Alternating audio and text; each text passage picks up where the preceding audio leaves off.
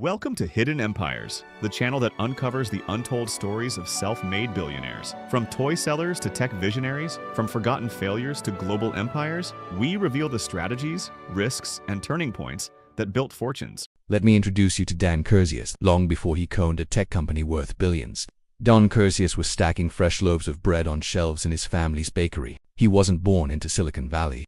He was born into customer service, learning early how to smile at strangers, work long hours, and fix problems on the fly.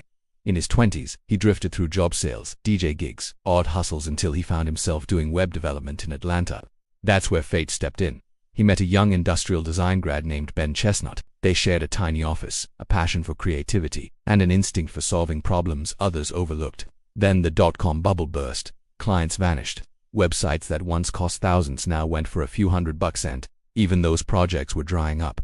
Dan and Ben watched the bank account shrink to dangerous levels. The dream of building a thriving design agency felt like it was collapsing into a side hustle. In that bleak moment, they spotted something unusual. An email marketing tool they'd built for a client still had steady usage.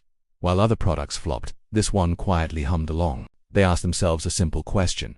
What if we stopped chasing everyone else's dream and doubled down on our own?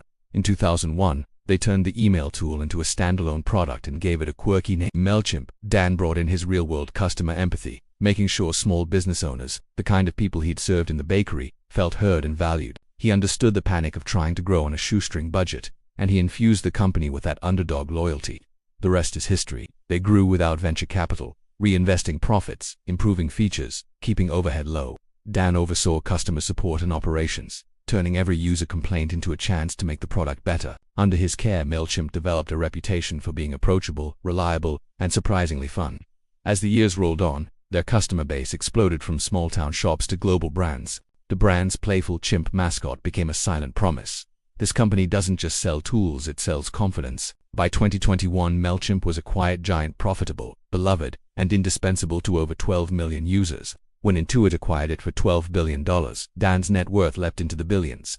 But true to form, he didn't start showing up on magazine covers. He stayed low-key, preferring to mentor entrepreneurs and give back to communities that reminded him of the bakery days. In his eyes, the sale wasn't a finish line, it was just proof that serving people well, year after year, can outlast any market crash. Dan's journey shows that you, Dan T, need a perfect resume or a high-powered network to win big. You need empathy for the people you serve, the courage to pivot when the market shifts, and the grit to keep improving even when no one's watching. Start small, serve deeply, and keep your promises. Like Dan, you might wake up one day to find the thing you built quietly changed your life and the lives of millions of others. We hope that you enjoyed this episode. Please subscribe, like, and comment so others might find and enjoy these videos. Go to description below for more resources and information. Thanks for your time.